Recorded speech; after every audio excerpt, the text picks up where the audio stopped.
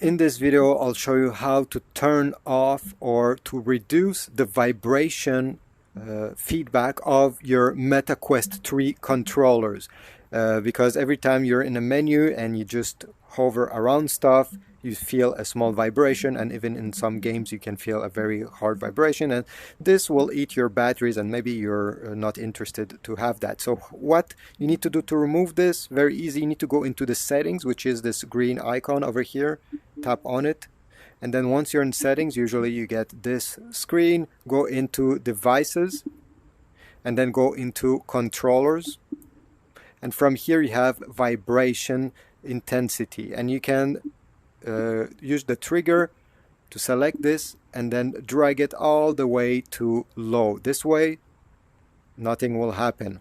Even when you hover in games, you won't feel it at all. If you just want a bit, well, you just can drag it over here and it will be greatly reduced. So this is it. This is how you change the vibration intensity, or you turn it off completely on the controllers of your Meta Quest 3. If this was useful, please leave a like, comment something down below, and I'll see you in the next video.